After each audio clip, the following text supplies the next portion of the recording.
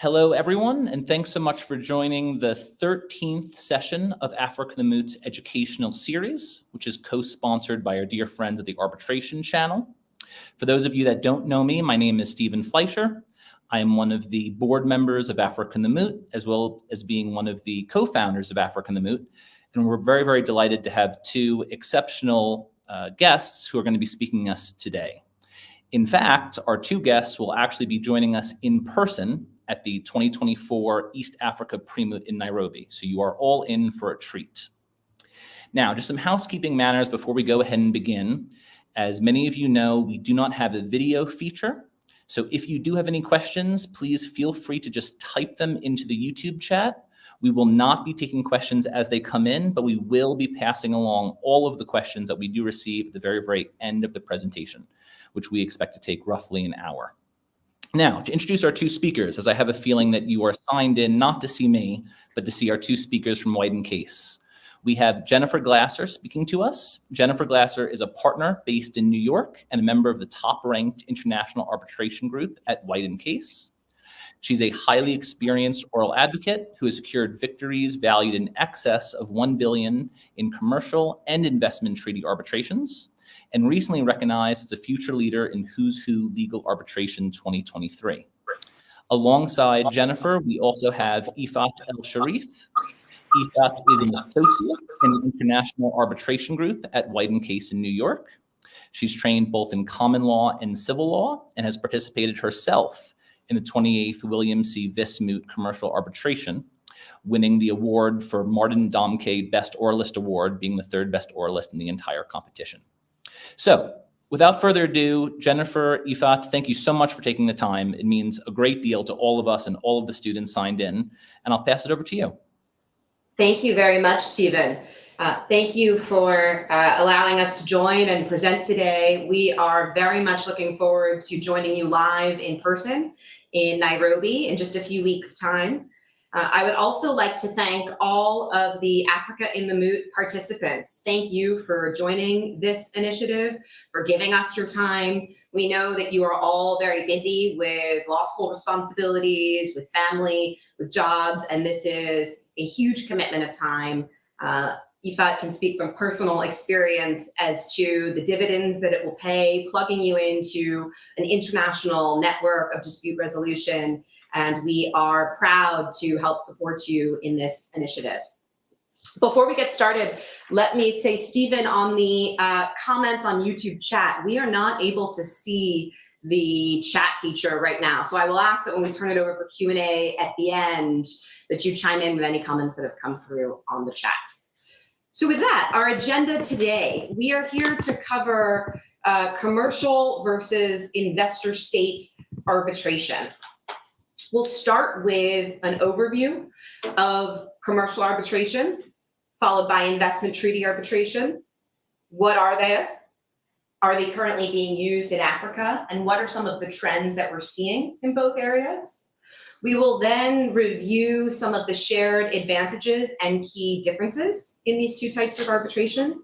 And we'll then turn to the fun part of the presentation, which will be a discussion of what it looks like day to day to practice commercial arbitration and investment treaty arbitration.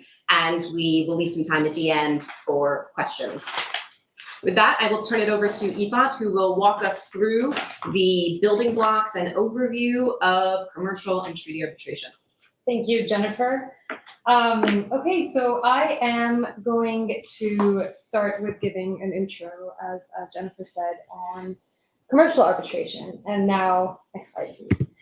The question is, what is international commercial arbitration? As you are all familiar, it is essentially a method of private dispute resolution.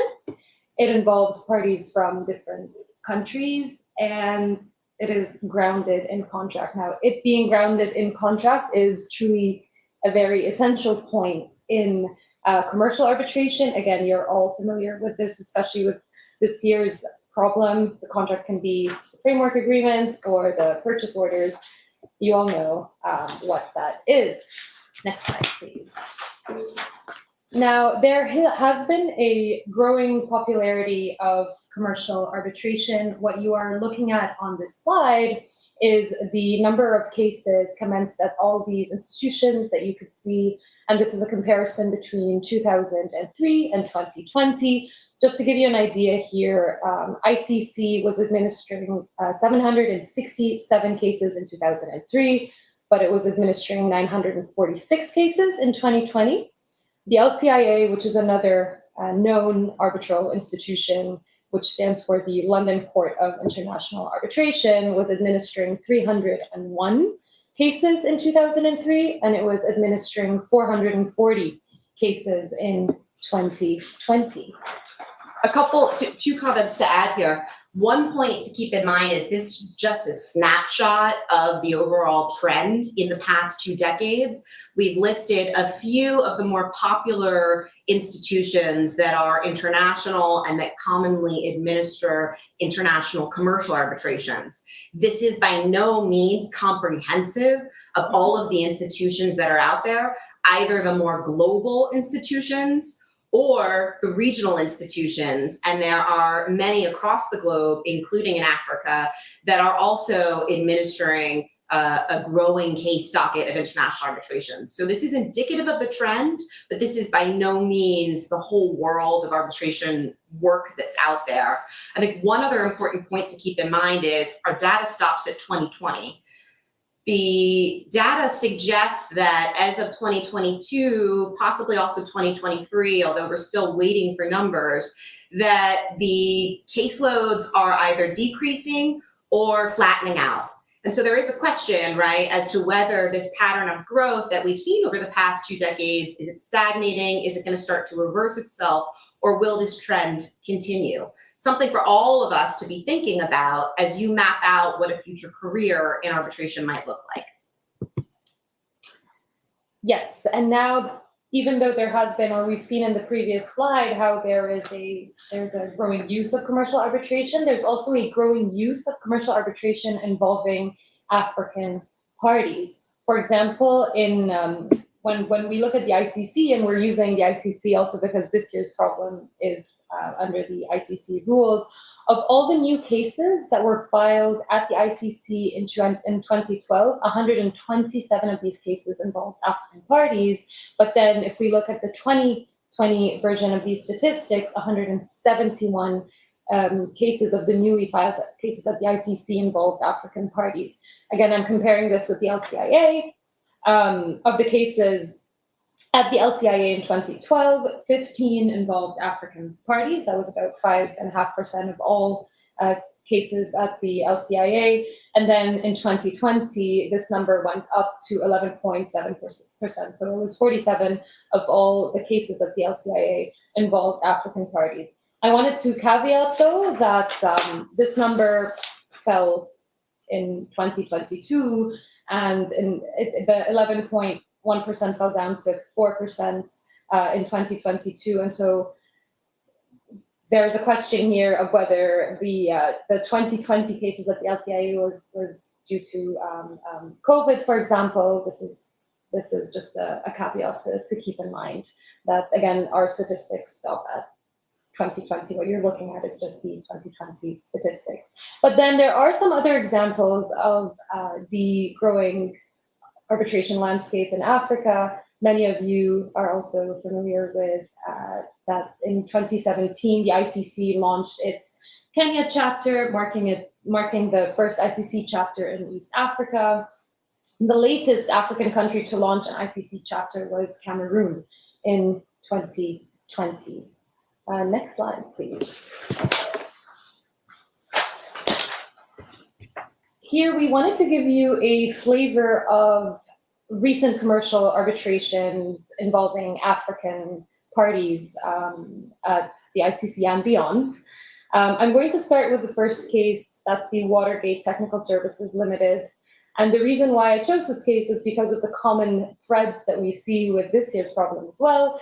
This was a claim involving a claimant Nigerian company claiming money for unpaid services that it rendered to the respondent. The case related to remotely operated vehicles for hire. It was not a CISG case. This is a services case. And now then the sole arbitrator eventually decided that respondent was not liable to pay for these services because in reality, claimant was offering these services to a third party. And in order to come to its conclusion, the sole arbitrator had to analyze the contract and, the purchase orders. The second case, International Engineering and Construction. This is a construction case involving allegations of a vision defect in LNG in Nigeria. The third case is the VAMID management case, which is this is a case that involves a state party, and it's just an example to see that there are, and this is something that we are going to be discussing later, but there are cases at the ICC that could be initiated against a state party. And here, the claim was initially brought in 3 different arbitrations by the claimant, and these were eventually consolidated into one. Again, this is a common thread with this year's problem, so I would invite you to read into these if you are interested. Next slide, please. Now we venture this discussion into an introduction to investment arbitration. In short, investment arbitration is an arbitration between a state entity and an investor. Most of the time, it is instigated under a treaty. And this treaty is what is called an investment treaty. Jennifer is going to get into more details on that later when we are done with this intro. Now, next slide, please. The objective of investment... And let me just clarify quickly. Efat said it's between a state entity and an investor. To clarify, it's not a state-owned entity, typically, but it's the state itself. So the arbitration would be brought against, for example, the United States of America. So it's the state itself in respect of actions or omissions that have been taken or not taken by a state in relation to a foreign investor. So state entities like a judiciary or perhaps a state-owned bank could have been the actor at the state level that was responsible for it, a state regulator. That's what's meant by state entity here. And the objective of investment treaties are, as you see on the slide, it's to promote and protect reciprocal foreign direct investment in the contracting states. It's to set baseline standards for state to conduct in order to safeguard a stable and favorable investment climate, and also to have international arbitration does provide the parties with a neutral dispute resolution option. Oh, next slide, please. Thank you. Between 1980 and 2016, 3,324 different investment agreements have been signed. There are various types of these investment treaties. Some of them are called BITs. These are the bilateral investment treaties, which are usually treaties between 2 states. There are multilateral investment treaties, and these are investment treaties between various states. And then there's also TIPS, which are treaties with certain investment protections. Also, between 1987 and 2016, there have been 767 known investment treaty cases. Many of these cases involve African states, which we are going to be seeing momentarily. One point that I would note here, because our talk is comparing commercial and treaty arbitration, what we see on this slide is really a similar trend that we saw in the commercial context, right? For a slightly different period, but we've seen overall in the rounds here, over a period of 2-3 decades, significant growth in arbitration as a mode of dispute resolution in both contexts. Now, this data ends in 2016. You'll remember that our commercial data ended in 2020. What you see, if we look at some of the more recent numbers that are available, is perhaps a flattening of the number of treaty claims. And so this is an area that, like with commercial, the numbers are starting to flatten. And I think what we may see in future years is perhaps some shrinkage of investment treaty arbitrations, particularly between European states, because there's been some jurisprudence at the European Court of Justice that makes treaty arbitrations between European states illegal. Now, that may be replaced by treaty arbitrations in other parts of the world where it's currently less in use, but the overall trends are quite similar. Yeah. Now, African states have signed a number of these international investment agreements. They signed over 525 bilateral investment treaties, the BITs, almost 50 intra-African BITs, which would be BITs between two African states.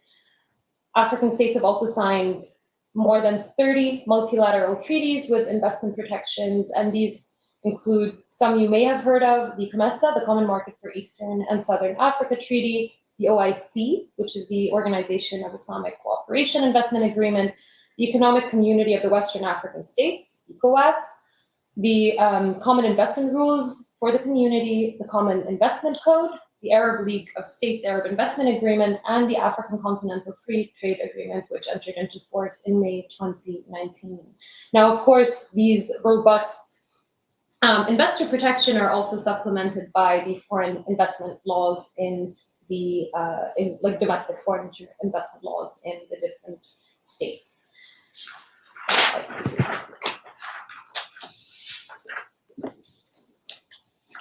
In 2021, this is also, again, just to show you the investment going into Africa in 2021, we've seen $83 billion worth of investments in Africa, $2.5 trillion worth of infrastructure projects estimated to be completed by 2025. I would say these numbers here are relevant in terms of understanding what the future landscape may look like in dispute resolution in Africa, because international arbitration is a vehicle to resolve disputes with foreign parties and is a vehicle, particularly in the investment treaty space, but I would argue on both the commercial and the treaty side, an avenue to attract foreign direct investment with the prospect of a neutral, fair dispute resolution process. So when we see these numbers, and these reflect real increases as compared to the past decade or two, we foresee that arbitration as a mode of dispute resolution will continue and will in fact grow in the region, even if it is maturing and stagnating perhaps in other jurisdictions. So I view this as a very positive symbol for the future of international arbitration across Africa. Exactly, and speaking of growth, this chart that you're seeing here represents the cases against African states. In 2022 alone, there were 12 such cases registered by ICSID, ICSID being the institution, the most known institution that handles investor-state arbitrations, and that was only in 2022. Now, of course, the rising number of ISDS cases have contributed to African states to take another look at the standards of protection and the ISDS mechanisms that they have. So, for example, in the more recent bilateral investment treaties with African states, there is more emphasis on sustainability, investor obligations, and the protection of states' regulatory discretion. Another interesting point to keep in mind is that the African Union's Pan-African Investment Code, which is a soft law, expressly provides for states' counterclaims. The model bilateral investment treaty of 2022 makes it clear that investors cannot exploit African resources without penalties. It establishes an obligation to respect indigenous peoples and communities' rights and resources. Next slide, please. Let me add one little point on that front. I think it's an important point that what we're seeing in the newer generation of treaties are these various protections to ensure a sufficiently homegrown dispute resolution process, and one that prioritizes sustainability and that balances investor rights and state rights. But the important caveat is those features are most prominent in some of the newer efforts, like the model bit of the Arbitration Academy, the free trade agreement, the African Free Trade Agreement, arbitration provisions, which were adopted last year, signed last year. That these instruments, for now, in terms of their dispute resolution provisions, are not enforced anywhere, and it remains to be seen how they will be implemented, whether they will be implemented. I expect that there will be some modifications. So this is an area to watch. The older generation of treaties that are enforced in most countries don't have the tapestry of balancing mechanisms that we see in the latest generation. And it's a space to watch. I don't expect that we will end up with the current efforts, which go very much in favor of protecting states' right to regulate, protecting the local community, and provide less protection for investors. I think we'll see a much more compromised version of some of these newer generation treaties. So it's important to remember a treaty being signed, right, is not the same thing as a treaty entering into force in whatever country has signed it. And so when analyzing whether there is investment treaty protection, you need to look at whether the treaty has actually come into force and whether it's enforced for the applicable state that you are considering. But also, you can see here that there have been cases that were initiated by African investors, and here this is a graph that shows these cases that were instigated by African investors over the past 20 years, 20 years. Are these ICSID cases or all? These are ISDS cases. These are overall ISDS cases. ISDS meaning investor state cases. This is also a chart to show African ICSID arbitrators. You can see that there has been a rise in ICSID arbitrators in 2021, then there was a drop in 2022. Again, just giving you this chart for your full visibility. Next slide, please. Okay.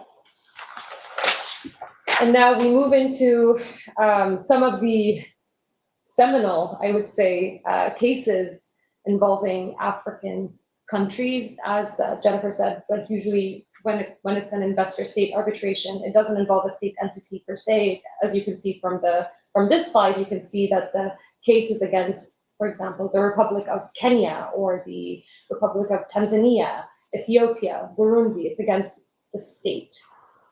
Now I'm going to quickly go through these again, just to give you a flavor of such cases. The first one is the World Duty Free Company Limited versus Kenya. Claimant in this case is it was World Duty Free, and they instigated arbitration after Kenyan officials have taken over the World Duty Free. Then claimant alleged that this was an illegal taking, but then it was later revealed that World Duty Free itself was established via bribery, and claimant could not recover any of its pleaded claims. In Cortec Mining Kenya versus Kenya, that's the second case. In this case, the tribunal held that it lacked jurisdiction to hear a dispute concerning a mining project that the tribunal found did not comply with domestic environmental law. In Biwater Gauff, this was a claim involving a failed project to develop Tanzania's water and sewer infrastructure and services project. Even though the tribunal found that Tanzania had violated the treaty, it found that Tanzania was not liable to pay any damages. It also considered claimants' acts in causing its own investments to fail.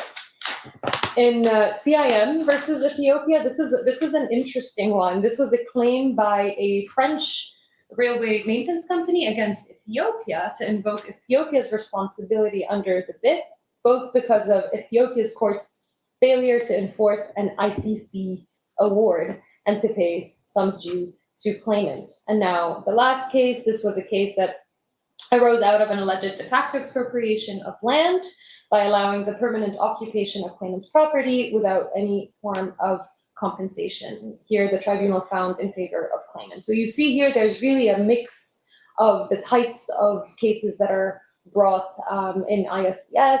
We have themes of corruption and of real estate and of enforcing awards and of water projects and mining, environmental law, etc. I hope this gives you really a landscape of these cases. Now I'm going to hand it over to Jennifer, who's going to give you the shared advantages and the key differences between commercial arbitration and investor-state arbitration. So starting with the shared advantages, and there are a number of shared advantages here between the commercial space and the investment treaty space. The first one that we see on the slide is neutrality. No home court advantage for either party. Now, absent arbitration, you would end up before the home courts of one of the parties, presumably, whichever one had jurisdiction over the particular dispute. And there would be a concern of bias, of favoritism for the party that is before its own home courts. Now, that concern, whether it's just a question of perception or whether there actually is bias in the national court system, it exists in all commercial arbitrations, and it also would permeate arbitrations against a sovereign. But it's heightened, of course, when you have a dispute against the state itself or against a state-owned entity. For obvious reasons, in a scenario where you have a state's judiciary that is sitting and deciding over conduct by another state organ. Now, arbitration is not a guarantee of neutrality, of course.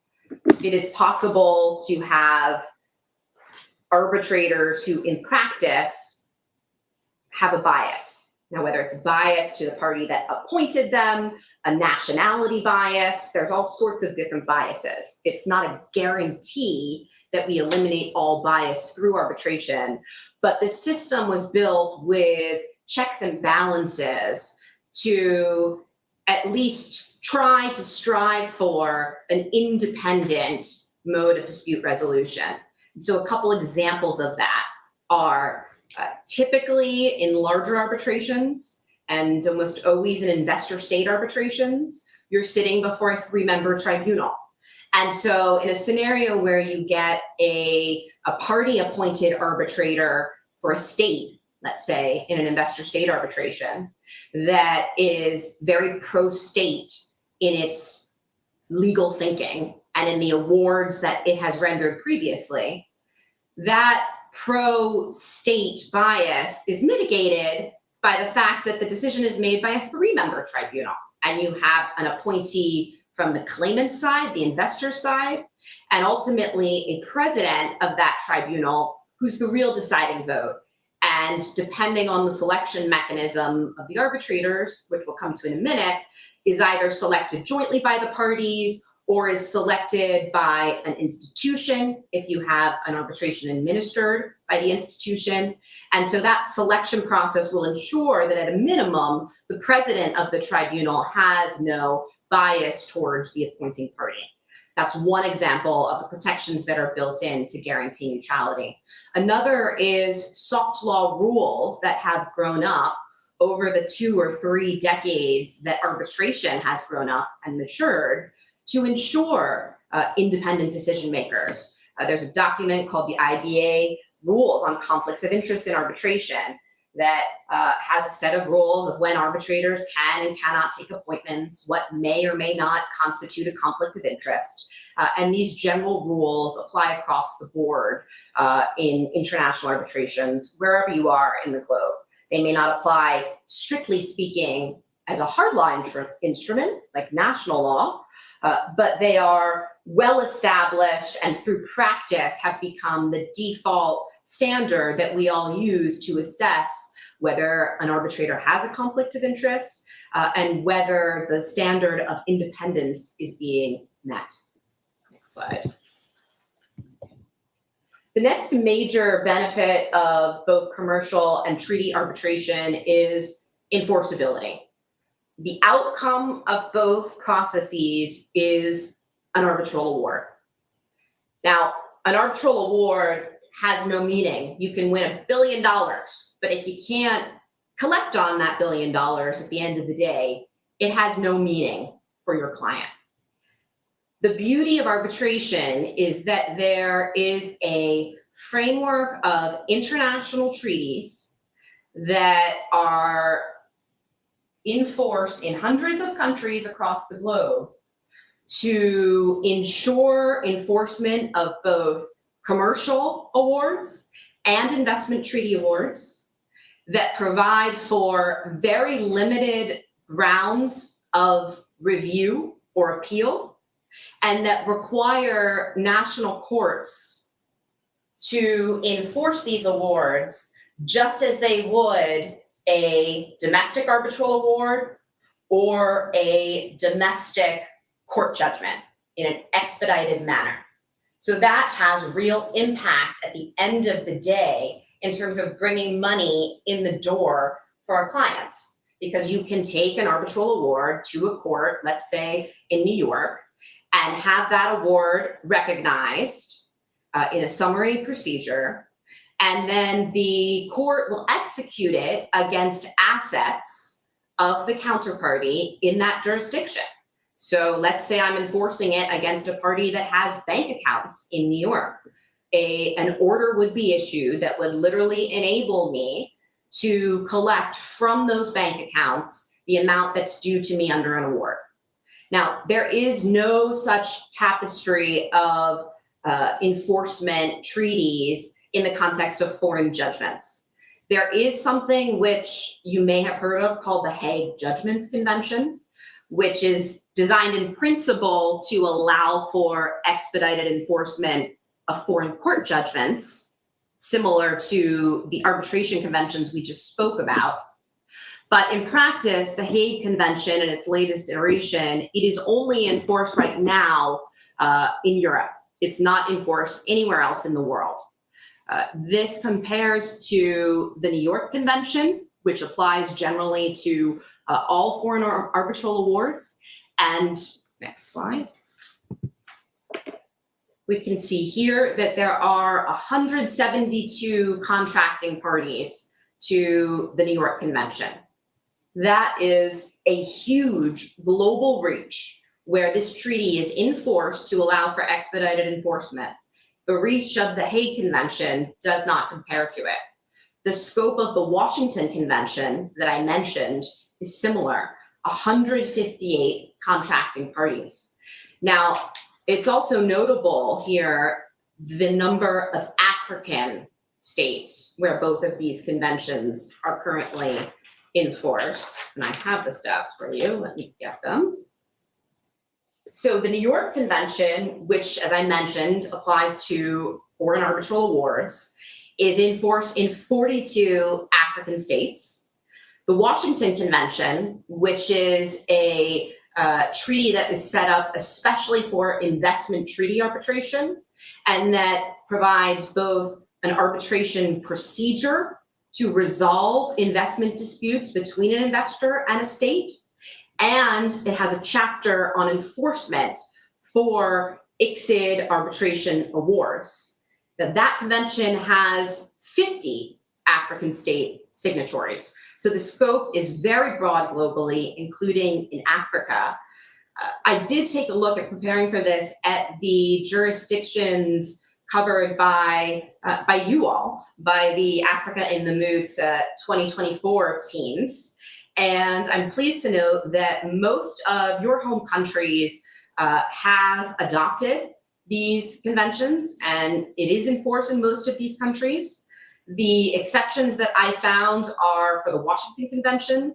South Africa and Ethiopia are not currently signatories, and the convention is not enforced there. And for the New York Convention, Tanzania and the Gambia are not currently signatory parties where that convention is enforced. Other than that, you've got broad coverage across Africa for both treaties.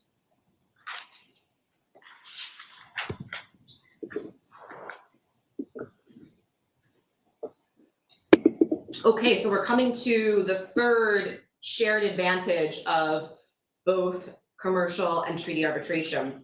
It's one I touched on earlier, choosing the decision makers. We always tell clients that this is one of the main benefits of arbitration.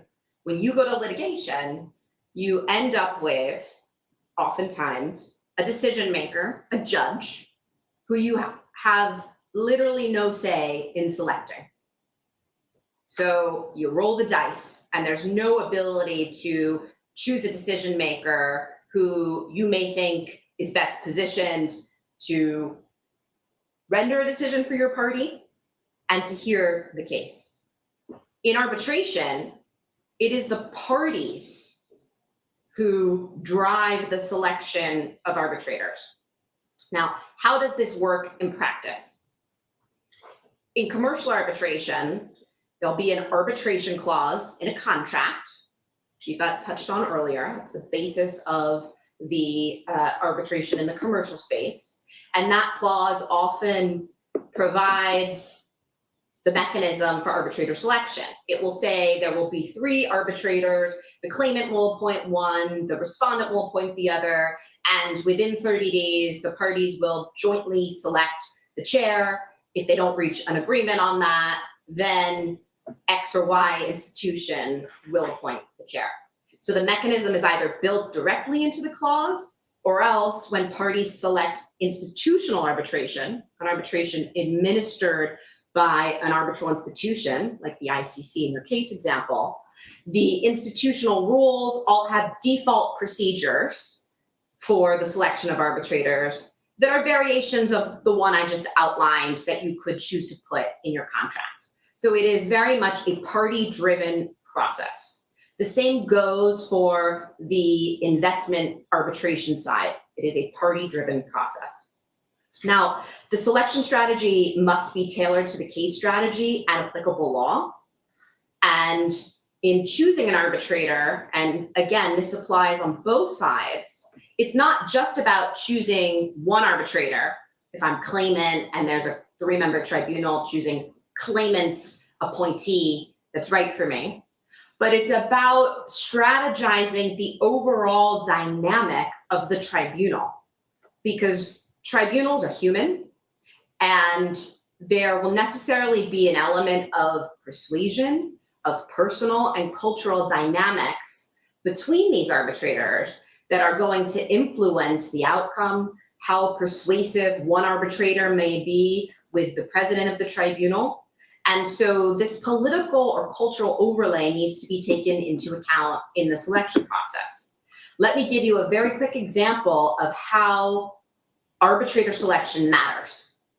I had a case that was a New York law governed case involving the alleged wrongful termination of a long-term contract for the supply of cosmetics goods.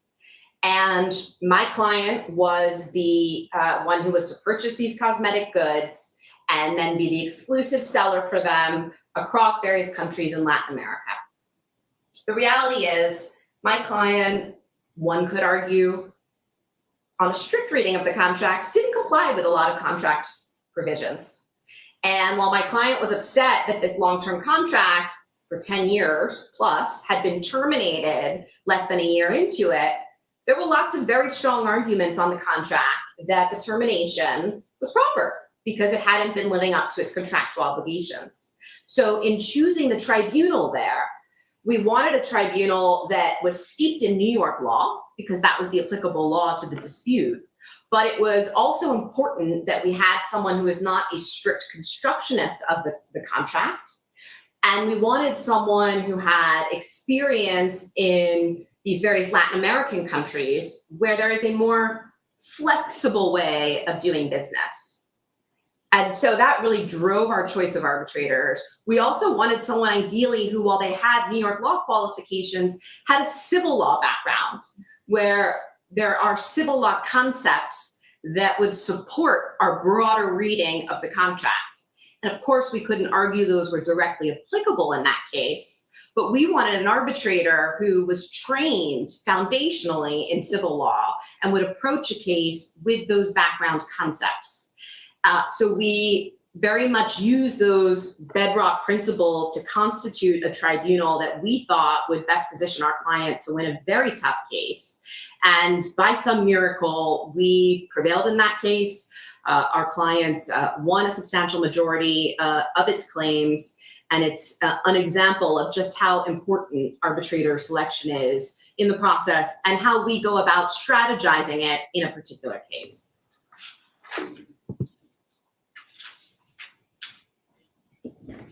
Okay, and the last advantage that I'll touch on is international procedures that reflect diverse legal traditions.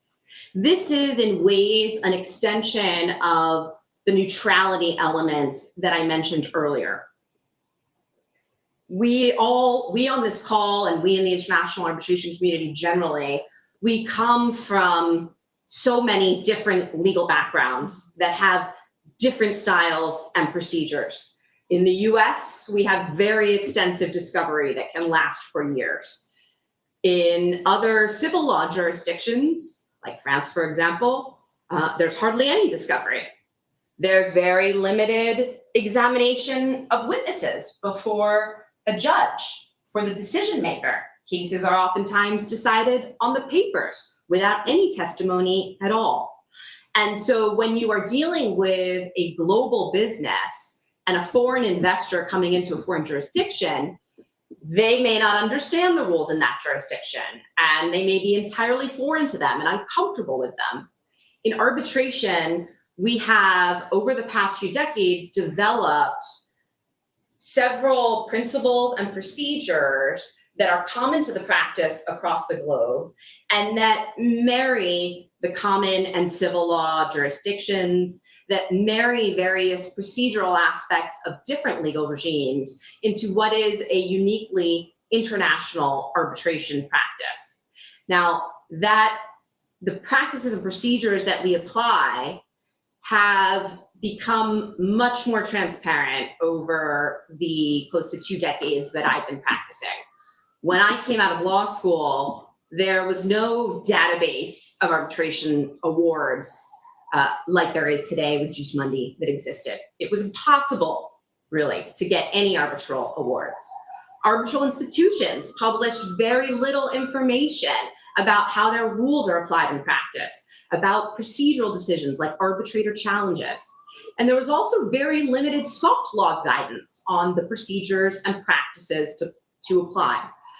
That has changed monumentally in the 2 decades that I've been practicing. And the result is there is now a very large, transparent body of procedural precedent, which helps to bring certainty and transparency to the process in a way that some jurisdictions just aren't there yet in terms of having publicly available information online that you can access, sometimes even free of charge, in order to understand the rules of the game.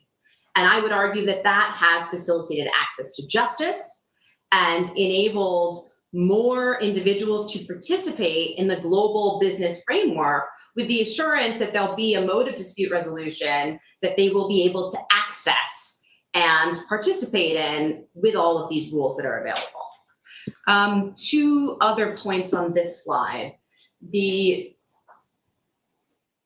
An example of a procedure that reflects the best of both civil and common law traditions is document production. There is a general practice in arbitration that parties can obtain document production from the other side.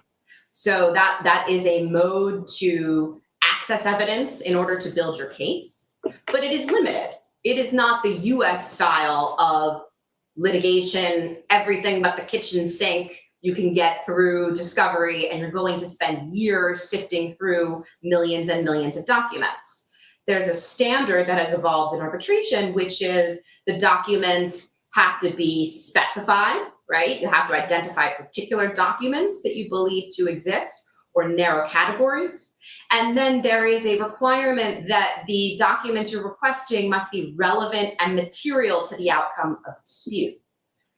This limits substantially the scope of documents that may be requested in arbitration, while at the same time ensuring that some tranche of documents should be available. Now, of course, the parties may opt out of document production, either in their contract or during the course of the procedure.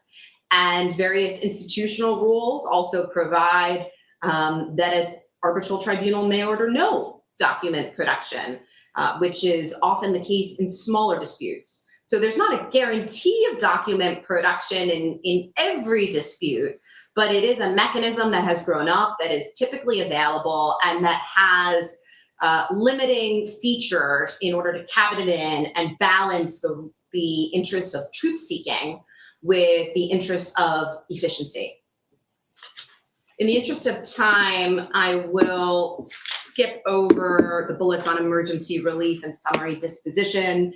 You're probably familiar with those concepts from at least local courts.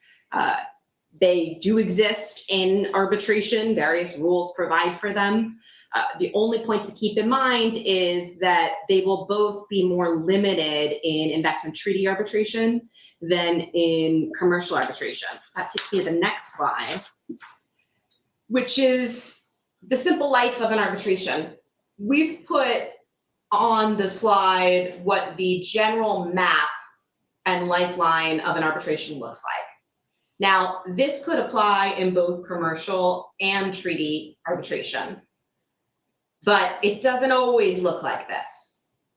There is a lot of room for creative procedure and tailoring a procedure to the specific circumstances of the arbitration. Here on the screen, we see a procedure that consists of a written phase and then an oral phase. And the written phase has 2 rounds of pleadings, written briefs that would be submitted with documentary evidence like witness statements, supporting documents, legal authorities. So 2 rounds by each side of written pleadings, and then a document production phase. In the slide, we see document production occurring between the first round of pleadings and the second round. But that's, again, not always the case. Sometimes you'll see it slot in after each party's first round submission, and maybe there'll be a second phase of more limited phase of document production as part of the second written briefing phase. And then once we conclude the written phase here, we move to a hearing, an oral hearing, and post-hearing briefs. This procedure, as I mentioned, is not set in stone. And in particular on the commercial side, there's lots of room for flexibility, and it's not a one-size-fits-all procedure. In the case that I mentioned earlier with the wrongful termination of a cosmetics distribution and supply agreement, our client had lost its biggest source of business and was very financially challenged there. And so we put in place a schedule that looked quite different to this in order to cut down costs because the issues were relatively simple. We had only 1 round of simultaneous briefing by the parties before the hearing, and we went right to the hearing, and then we had targeted post-hearing briefs on issues identified by the tribunal afterwards. And there was some limited document production before the hearing. So a much more streamlined process compared to what you're seeing on the slide, one that achieves significant cost efficiencies for our clients. And again, this is another real benefit of arbitration where there is no one-size-fits-all procedure. There's lots of room for flexibility.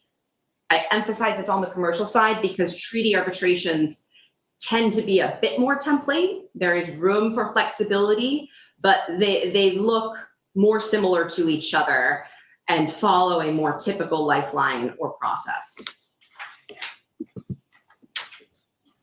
Okay, so a couple of the key differences.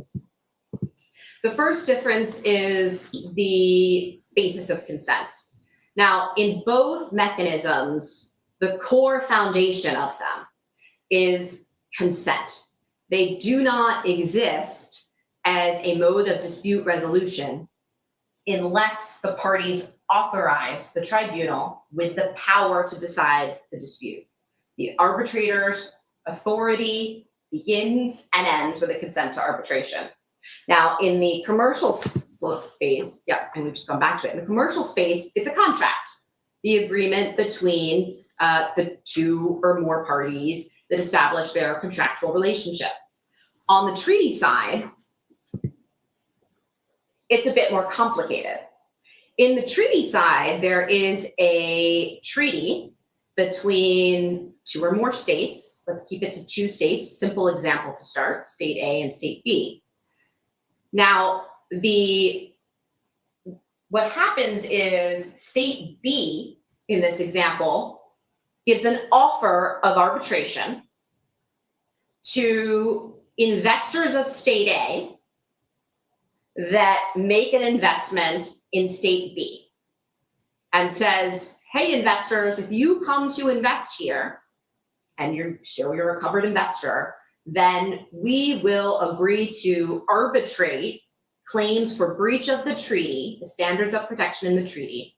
We will arbitrate those claims with you. And these treaties provide a procedure by which investors may bring an arbitration against a state. But that is not the basis of the consent. That is an offer of arbitration, of course, because at the time that these treaties are signed, there is no investor, right? Or the investor is not party to the treaty. So there's an offer of arbitration in the treaty itself. The investor then accepts that offer when it files a request for arbitration. And that is the moment in time in which a binding arbitration agreement crystallizes. So there's a significant timing difference in the consent in both. In commercial arbitration, the consent comes up when the parties first decide to do business and memorialize that arrangement in a contract before there's any dispute between the parties. In the treaty side, that consent is memorialized once a dispute is already come up and when a request for arbitration has been filed.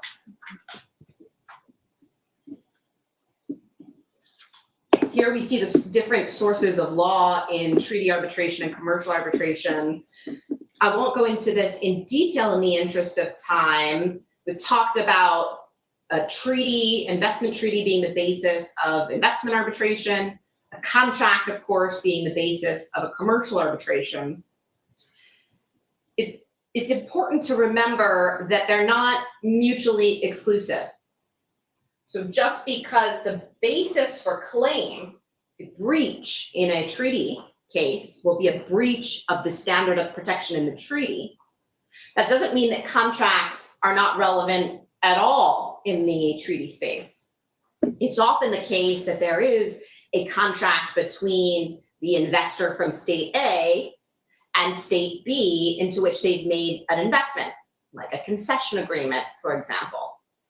And depending on the facts, there may be a claim that the breach of the concession agreement amounts to a breach of the treaty, or there may be facts as to how, while the concession agreement wasn't terminated or directly breached, there was various government conduct that deprived the concession of its intended value or otherwise impaired investor rights. So just because in the treaty space, the technical basis of the claim is the treaty itself, it is often the case that contracts are relevant as part of what we might call the factual backdrop of a treaty dispute. Same thing for national law.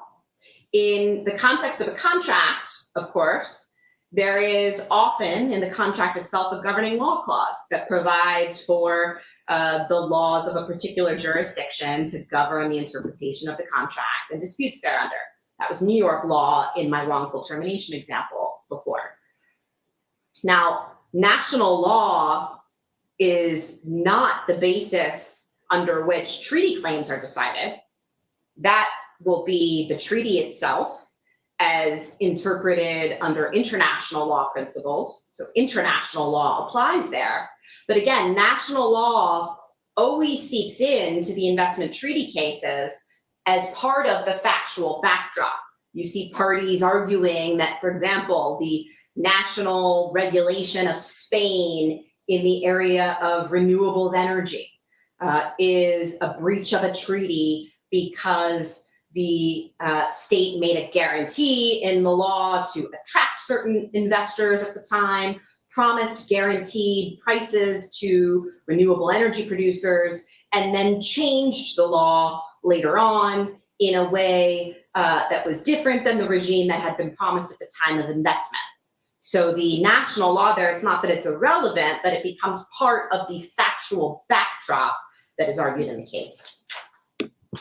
We'll skip this slide.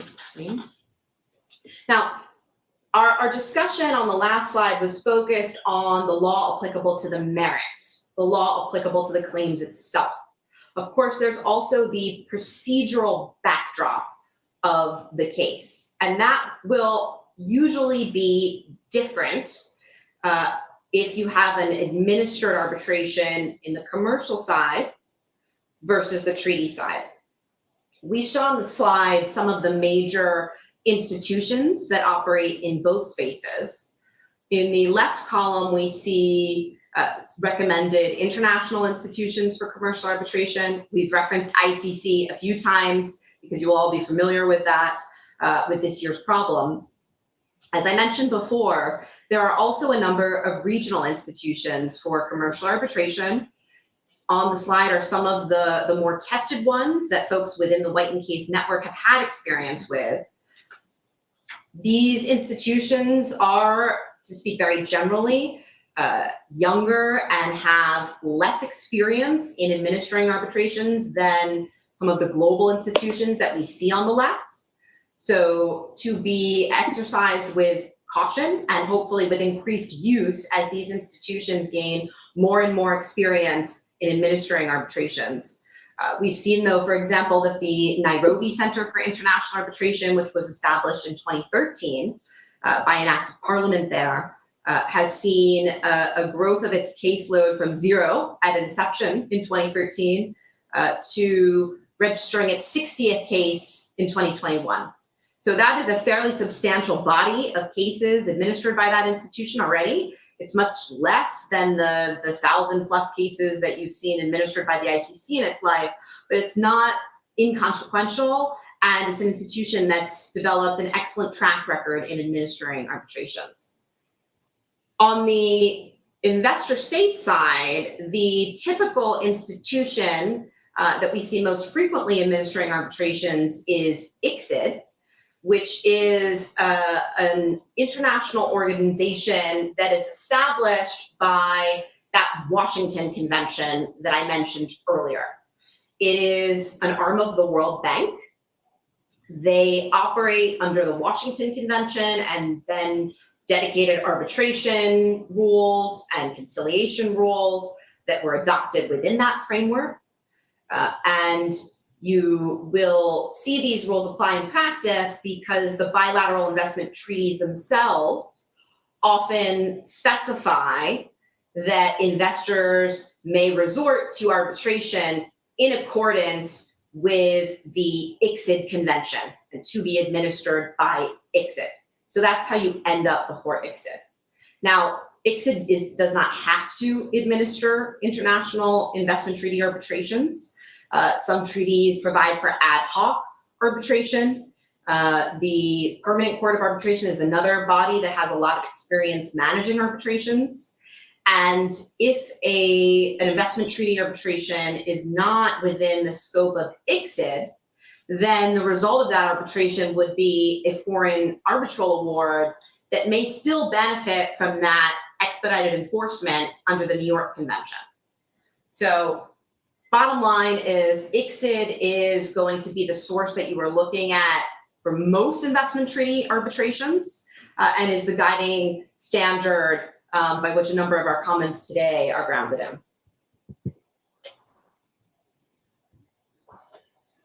Okay, second to last points here on differences. Confidentiality, or rather transparency, are two areas that are quite different in the commercial and the investment treaty space. So on the commercial side, the default is not confidentiality per se, but there are no public proceedings or records.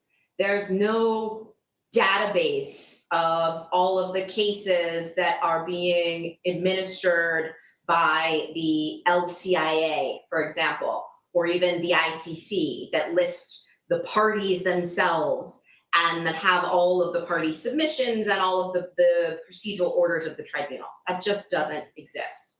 The parties can avoid award publication at the end of an arbitration through objecting. That is, if the institution itself, in its rules, provides for the publication of an award. The important principle there is the framework will depend on what institutional rules you select. If you have an administered arbitration as opposed to an ad hoc arbitration, so one needs to pay attention to the rules. But across all of them, it is the default. The proceedings are not public. So it is only really at the time of enforcement that an award would become public, depending on what the national rules are for enforcing an award and whether you can file an award under seal or under confidentiality. The default in investor state arbitration is the opposite. And this is a change really in the last year that has come through the amendment of the ICSID convention and the ICSID rules, where awards are published by default now, unless a party objects. Orders and decisions of the tribunal are published by default, and party submissions also may be published now, that one with party consent. So party submissions, one can avoid them being submitted under the ICSID convention, but whatever the tribunal decides, the default is that is going into the public domain. I would also add that in addition to the transparency regime under the ICSID convention, the latest generation of bilateral investment treaties, of free trade agreements with arbitration chapters also have been including provisions to ensure transparency. Both in some cases, they require the parties' written submissions to be publicly available. And a number of them also require that the hearings themselves be open to the public. So we find that, for example, in latest generation US FTAs. The US Bahrain FTA is one example, and the recent US FTAs with Australia and Costa Rica. So one needs to keep in mind not just the ICSID regime, but also the regime under the applicable investment treaty. Final point here in terms of differences is timelines. Next slide.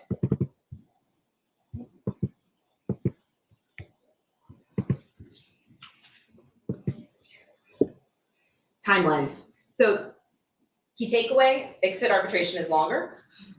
The slide shows that the average ICSID arbitration is 3.7 years, almost 4 years, and that's not including annulment, which is a more limited form of appeal that is provided for in the Washington Convention. So we're looking at almost 4 years for ICSID arbitration versus anywhere from 1 to 2 years as the average lifespan for commercial arbitration. Something to keep in mind in terms of whether a client decides to invest in an arbitration. A longer arbitration necessarily means more costs. And so we tend to find that ICSID cases are higher value disputes. Okay, with that, we've got 5 minutes left for a discussion of the practical implications. And I will give you a little bit of a teaser that we'll start the discussion now of what it looks like to practice commercial and investment arbitration day to day. We'll start that now, and we plan to pick this up when we are in Nairobi with some of our colleagues to have a more extended discussion of what a career in arbitration looks like in reality day to day. We just want to make sure that everyone can see us, which is why I set the screen. Okay. We can go ahead. Stephen, are you still hearing us and seeing us? I can hear you fine. We could see the slideshow perfectly, but you are frozen on our side. Your video is frozen on our side. Okay. Okay, well, in the interest of time, we will keep going. Yeah. Sure. Okay, so let's, we have a number of questions, but as Jennifer said, in the interest of time, I'm going to try and pick and choose the Give me two. oh, I have many. Okay. So now that you have given us this very robust talk on the differences and the advantages of commercial and investor-state arbitration, as a partner, do you see yourself often on both these cases? And if so, in practice, what does that look like for you? I realize this is a very packed question with so many sub-questions, but we would appreciate your insight here. Sure. So I would say I'm going to answer the question like a lawyer and not directly answer day to day what it looks like. I would say in the scope of my career, my practice splits 50% commercial arbitration and 50% treaty arbitration. Any given month or day or year is oftentimes more heavily weighted towards one or another, depending on where we are in the arc of the case and more generally, which cases are active in my docket. So I had a few years when I was an associate where we had a number of big investment treaty cases for an Eastern European state in the energy sector that had 20 or so different claims over the period of a decade. And it was effectively 20 little arbitrations rolled into one. And so during that period, I had a few years that were heavily weighted towards treaty arbitration. And I've had the opposite, where more recently I have had much more commercial work. So it really depends on what is busy on my docket at a particular time. I would say that I like both equally in terms of what the actual practice involves, and I think I'm foreseeing your next question, but they very much involve a similar skill set, and in terms of what it means for me and what I'm doing day to day, look quite similar.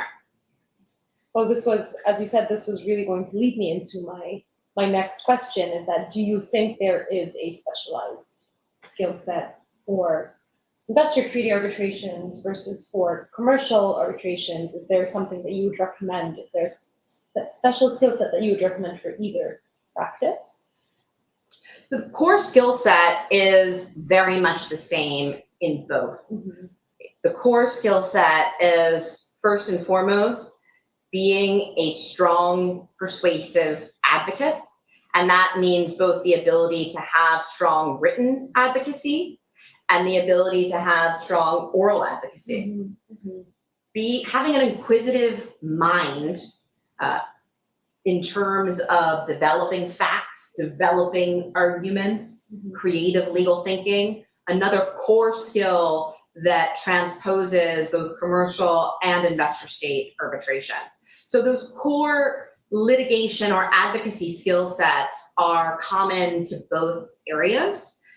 In terms of an added skill set, treaty arbitration does require a specialist understanding of international law, international investment law, and more generally, public international law, which is quite different from national law in many respects and does require specialist knowledge.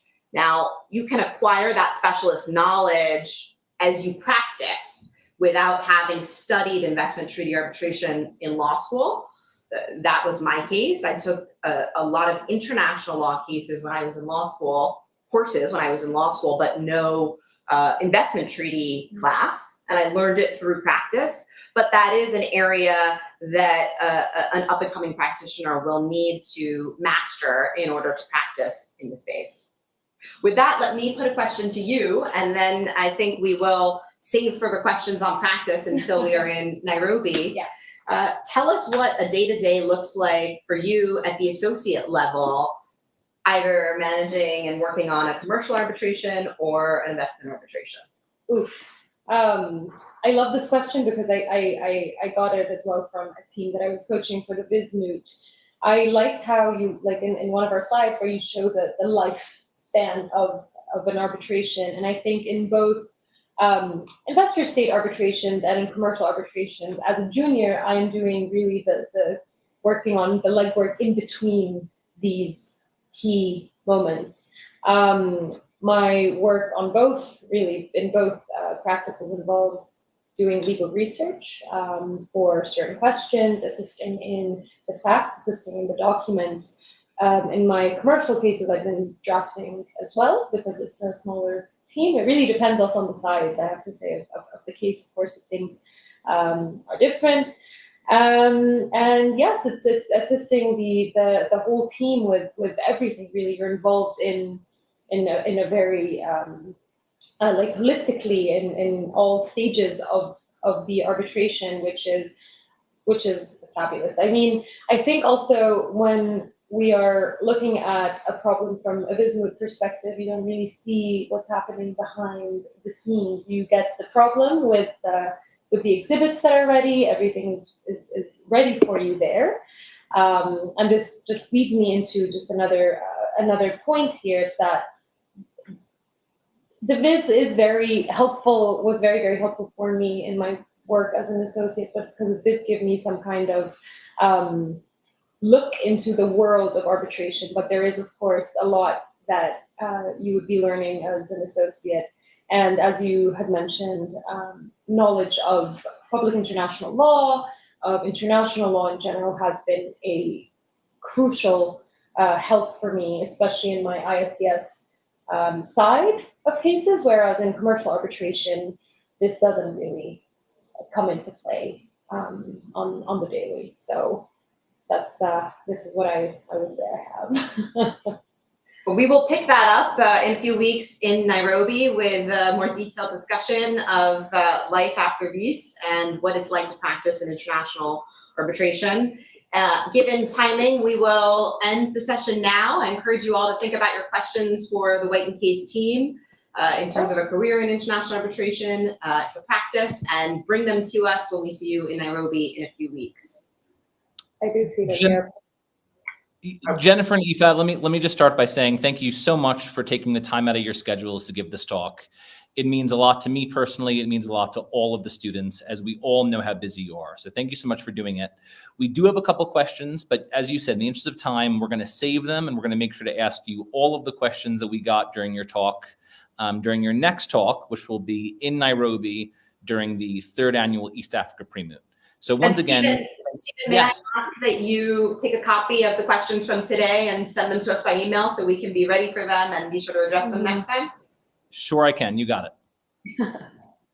So guys, thank you once again. This will conclude the call. Everyone, thanks for tuning in. And Jennifer and Efat, thank you so much for taking the time out of your schedules. We'll see you all in the next session. Thank you so much, Stephen. Thank you. Look forward to seeing you soon.